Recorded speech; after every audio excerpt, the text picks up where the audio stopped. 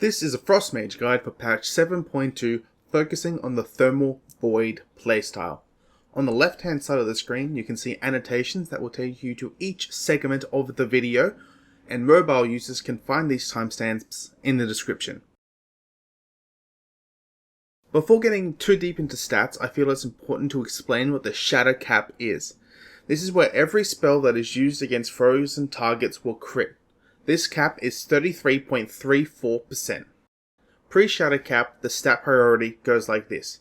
Int, which is slightly better than crit, which is slightly better than haste, which is slightly better than verse, which is better than mastery.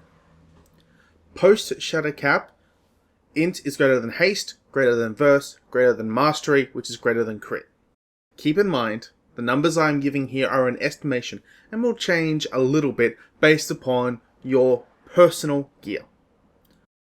With regards to gems and enchants, you will want one epic int gem in your gear and hidden satyr on your neck at all times, and either crit or haste gems and enchants depending on whether or not you have met the Shatter Cap.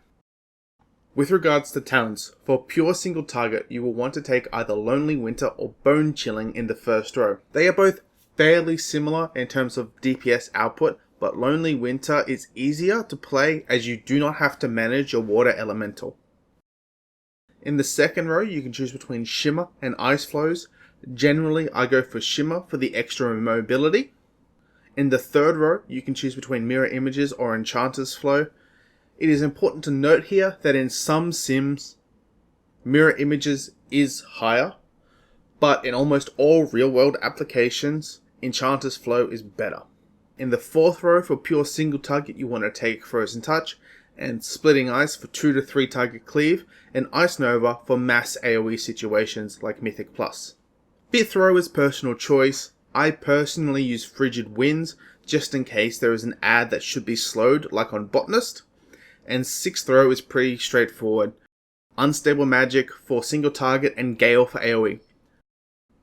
And in the last row, Thermal Void is the only real choice, especially moving into 7.2. I have seen some minor success with the Glacial Spike playstyle, but with the new artifact traits, that is pretty much going away. Patch 7.2 brings in new traits for our artifact weapon, which means we need to figure out what is the most optimal way. Following this guide made by a fellow called Zulandia is probably your safest bet. It offers a good balance between AoE and single target. Now the question is, when do you play Frost? And the answer is pretty simple. When your best course of action is to tunnel a target with little regard for mechanics. This is fight like Chromatic, Croesus, Star Augur, Botanist and Tyke. Frost's single target and ability to swap adds is very strong, which is why it is fantastic in these fights. However, compared to Fire, it simply lacks the mobility in 3 target AoE. So fights where it's your role to burn a lot of adds really quickly, like Scorpion or Spellblade, you're going to want to be playing Fire over Frost for that mass AoE damage. Playstyle is also pretty straightforward, but the cooldowns and procs are not. There are 3 procs in the Frost spec, 1 hidden and 2 visible. The visible ones are Fingers of Frost. This buff makes your next Ice Lance treat the target as if it was frozen. This can trigger anytime your Frozen Orb or Frostbolt deals damage. And Brain Freeze, which can be triggered from every Frostbolt cast. Brain Freeze makes your next flurry instant and treat the target as if it were frozen. It also applies the target with a debuff called Winter's Chill. This is the hidden proc that I was talking about. Winter's Chill treats the next cast you do as if the target was frozen. As for cooldowns, your number 1 is Icy Veins, which gives you haste while it is active, and is extended for 2 seconds for every empowered Ice Lance you cast. With the artifact you also get a buff called Chilled to the Core, which gives you a 20% damage increase for 20 seconds. You want to be using Icy Veins on cooldown, and extending its duration with empowered Ice Lances for as long as possible. Next up is Frozen Orb. This does damage in AoE and constantly chills the target, which makes it a great source for generating Fingers of Frost. Frozen Orb gets its own cooldown lessened by each damaging tick of Blizzard. And last is Ebon Bolt, which is a high damage long cast spell which generates a stack of Brain Freeze. Let's talk about the rotation. Begin with a pre-port and cast Ebon Bolt. Towards the end of your cast, trigger Icy Veins and then immediately follow up with Flurry and Ice Lance. If you have taken Bone Chilling, now use Water Jet on your Ellie and follow up with 2 casts of Frostbolt. Now still, if you've taken Bone Chilling, unload the 2 Ice Lance stacks that you've just gotten. And now, both specs use Frozen Orb. After you've cast Frozen Orb, and you have the artifact trait Frozen Rain, use Blizzard. Once you've done this, you're into the filler rotation. The filler rotation is based off 3 main factors: Enchanted Slow stacks, Brain Freeze procs, and Fingers of Frost stacks. It follows this list of priority. If you have 3 stacks of Fingers of Frost, cast Ice Lance. If you have a stack of Ice Lance, and are at 5 stacks of Enchanted Slow, cast Ice Lance. If you have a Brain Freeze proc, dump all of your Fingers of Frost stacks, then cast Flurry.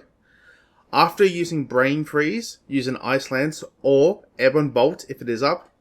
Otherwise, cast Frostbolt. You are casting Icy Veins on cooldown and casting Frozen Orb on cooldown, so long as Icy Veins is not coming off CD in the next 15 seconds. If Fingers of Frost is about to expire and none of the previous conditions have been met, then you should cast Ice Lance regardless of your Enchanted Slow stacks. Similarly, if possible, you should try and have a couple of free Ice Lances when you're going into Icy Veins to get a few extra seconds. For Frost AoE, it is the same deal, except we're casting Frost Nova, Blizzard, and Frozen Orb on CD, prioritizing these 3 spells above everything else. As for legendaries, the best 2 all-rounders are the gloves and the braces. They offer fantastic synergy with Thermal Void and are always good. The gloves are pretty equip and forget, but the braces do have a stacking buff that you might want to track. It is a slight DPS loss to maintain the buff at all times on the braces, but it is worth maintaining it if you are about to cast Frozen Orb.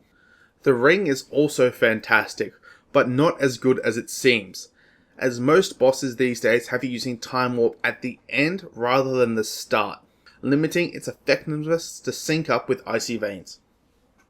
I would place everything else but the boots and the chest in the okay-ish category, and the boost in the chest in the garbage bin. If you don't have any other legendaries, equip those, but they're both pretty terrible. As for weak auras, you don't need anything too fancy. As you can see on the screen, I have one that tracks my 3rd stack of Fingers of Frost and displays an icon with a timer when the stacks are almost about to expire, as well as my Enchanted Slow stacks and major cooldowns. If you'd like to copy them, you can find my full weak auras in the pastebin document below. Thank you for watching and have a wonderful day.